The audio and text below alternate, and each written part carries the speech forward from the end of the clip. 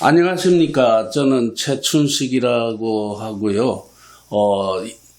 로스앤젤레스에 있는 엘리트 사진 동호회 회장입니다. 그리고 지난 6년간에 걸쳐서 코리아타운 시니어 커뮤니티 센터에서 사진 강의를 해왔습니다. 그런데 여러분께서 아시는 바와 같이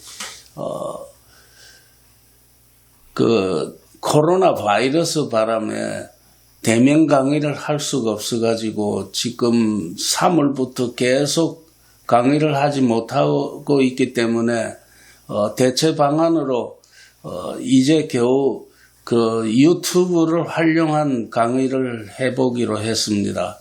그래서 오늘 첫 강의를 하게 됩니다.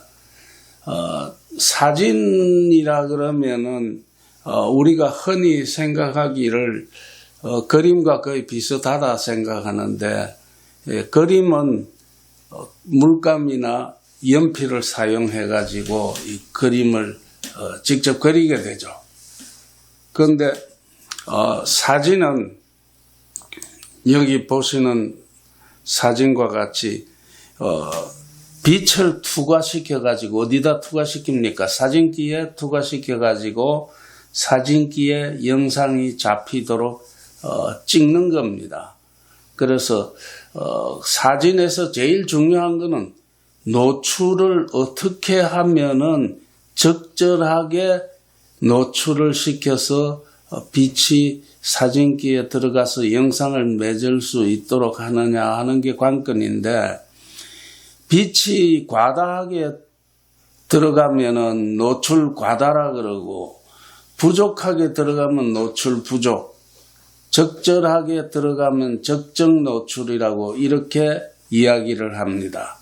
자, 그러면은 노출을 어떻게 하면은 적절하게 할 수 있느냐, 이게 문제의 핵심이 되겠습니다. 오늘의 과제입니다. 그러면 노출을 어떻게 하면 적절하게 할 수 있느냐 하는 데는 노출의 3대 요소를 우리가 잘 이해를 하고 숙지를 해서 활용을 제대로 해야 됩니다. 노출의 3대 요소라는 것은 조리개, 영어로 aperture라 그러죠.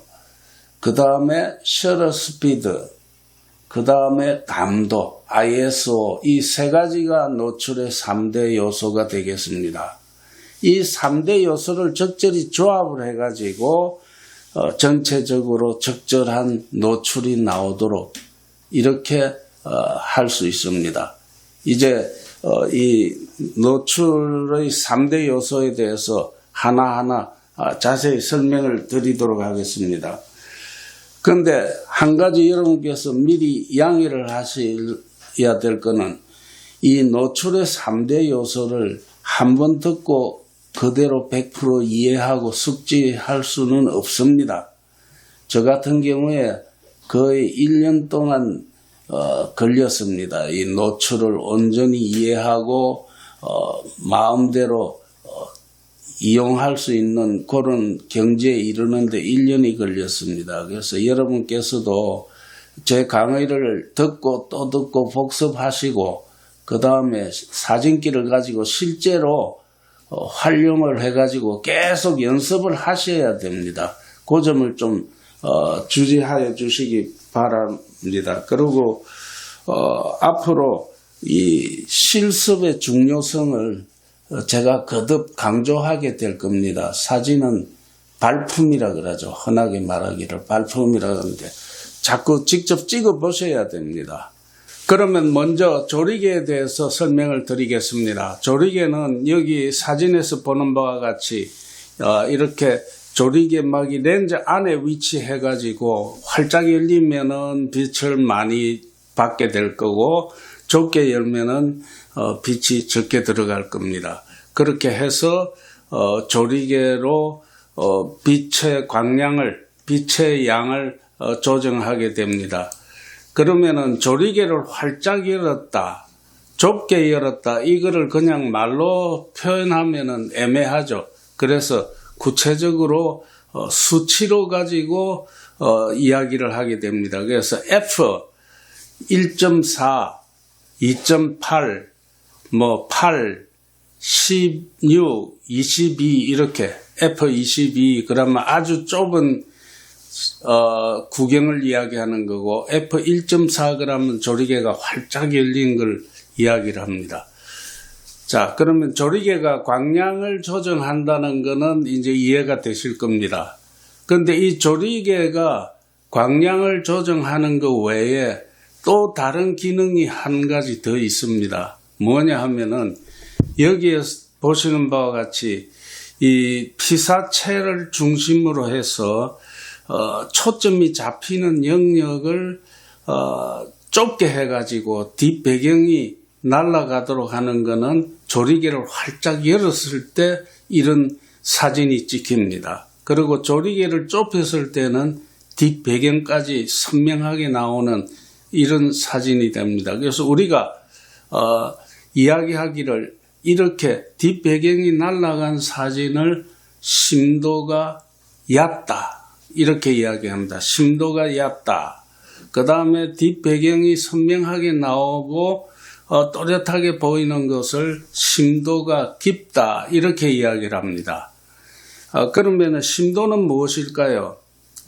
여기에서 보시는 바와 같이 주 피사체를 중심으로 해가지고 초점이 맞는 영역이 좁으냐 넓으냐 요걸 가지고 심도라 그럽니다. 그러니까 바꿔 말씀드리면은 피사체를 중심으로 초점이 맞는 영역이 심도입니다. 그래서 영역이 좁으면은 심도가 얕다. 넓으면은 심도가 깊다. 이렇게 표현을 합니다. 그래서 여러분께서 기억할 것은 조리개는 광량을 조정하고 그 다음에 심도를 조정한다. 이 두 가지 기능을 갖고 있다 하는 것을 기억하시면 되겠습니다. 이제 여러분께 실제 사진을 가지고 심도를 설명을 드리겠습니다. 이 사진에 보시면은 잠자리가 연꽃잎에 앉아 있는 장면입니다. 그런데 잠자리와 연잎은 또렷하게 초점이 잡혀 있는데 그 뒷배경은 흐리게 나와 있습니다. 이거를 심도가 얕다 이렇게 이야기합니다. 심도가 얕은 사진이다. 즉 바꿔서 이야기하면 여러분께서 이 잠자리를 주 피사체로 해서 사진을 찍고자 할 때는 조리개를 활짝 열어가지고 뒤에 복잡한 배경을 다 날려버립니다. 그러면 이런 사진이 됩니다. 반대로 요세미티 사진, 풍경 사진을 찍을 때 정경에서 중경, 후경까지 전부 깨끗하게 나오도록 이렇게 폭포까지 다 깨끗하게 나오도록 찍으려면은 조리개를 어떻게 해야죠? 좁혀야죠. 좁혀가지고 그 대신에 상대적으로 셔터 스피드를 좀 느리게 해줘야 적정 노출이 유지가 되겠죠. 그죠? 그렇게 해가지고 사진을 찍으면은 이렇게 앞에 이 풀, 그 다음에 뒤에 폭포, 구름 모든 게 다 깨끗하게 나옵니다. 이거를 심도가 깊은 사진이다. 심도가 깊다. 이렇게 이야기를 합니다. 좀 더 다른 걸 가지고 설명을 드릴게요. 여기에 곰이 한 마리 있습니다. 이 곰을 찍는데 곰만 뚜렷하게 나오게 하고 나머지는 다 날려 흐리게 하고자 할 때 어떻게 해야 되겠죠? 조리개를 활짝 열어줘야죠. 그죠? 그러면은 이 정경, 후경은 다 흐리게 됩니다. 그 대신에 곰은 깨끗하게 나옵니다. 반대로 이 원경과 정경 모든 걸 다 깨끗하게 나오도록 하려면은 어떻게 해야 되겠습니까? 조리개를 좁혀가지고 찍어줘야죠. 그래서 조리개를 좁히면 빛이 적게 들어가겠죠. 그러면 상대적으로 셔터를 더 느리게 해가지고 빛을 보충을 해줘야 되겠죠. 그렇게 하면은 모든 게 뚜렷한 사진이 됩니다. 이럴 때 심도가 깊다 이렇게 이야기를 합니다. 다음으로 그 셔터에 대해서 설명을 드리겠습니다. 셔터는 이렇게 생긴 판인데 이게 카메라 안에 위치해 있습니다. 카메라 안에 장치가 돼 가지고 셔터가 열렸다가 닫히는 그 사이에 시간 간격 그거를 가지고 빛의 양을 많이 넣기도 하고 적게 넣기도 합니다. 그러니까 셔터 스피드가 빛의 양을 결정을 합니다. 그래서 이 그림에서 보시면은 500분의 1초, 2분의 1초, 15분의 1초 이렇게 셔터 속도에 따라서 그 영상이 좀 틀리죠. 2분의 1초, 8분의 1초 이렇게 찍으면은 피사체가 움직이는 느낌이 완전히 나타납니다. 그리고 500분의 1초 이러면은 동작이 멈춰 있죠. 그래서 셔터 스피드는 광량을 조정하는 동시에 뭐를 하죠? 동감, 움직임의 느낌을 나타내 줍니다. 또 다른 그림으로 보시면은 여기 바람개비를 찍은 사진인데 160분의 1초와 5분의 1초 이렇게 두 가지 사진을 비교해 보면은 뭔가 틀리죠. 5분의 1초로 찍은 거는 바람개비 날개가 굉장히 열심히 돌아가는 그런 사진이 되어 있고 160분의 1초로 찍은 거는 바람개비 날개가 멈춰 있는 사진이 되죠.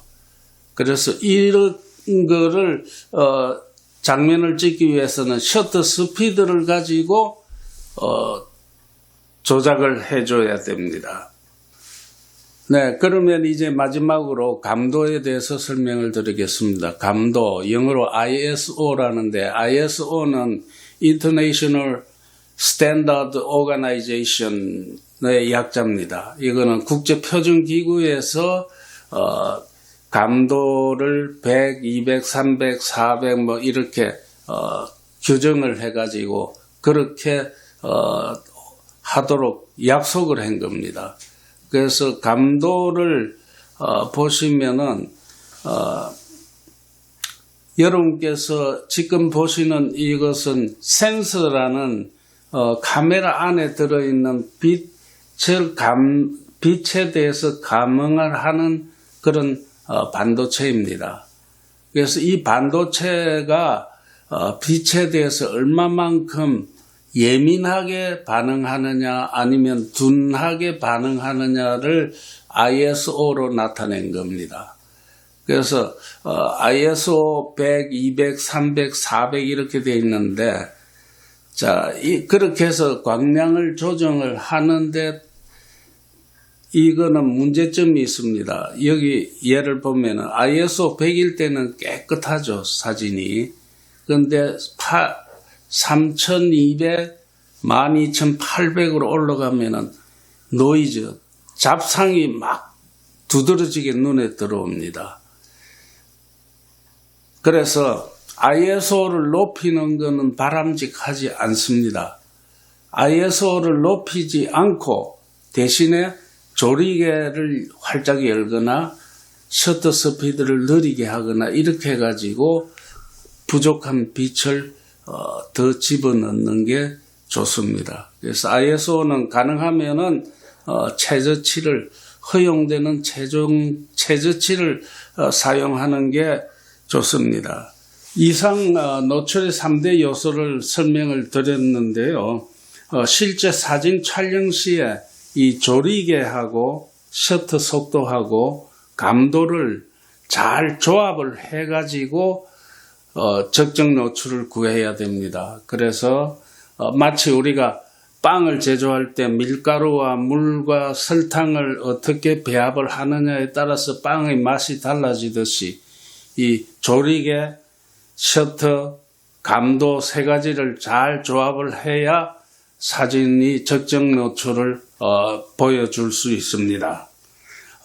지금까지 배운 내용을 간단히 복습을 하도록 하겠습니다. 노출의 3대 요소는 뭐죠?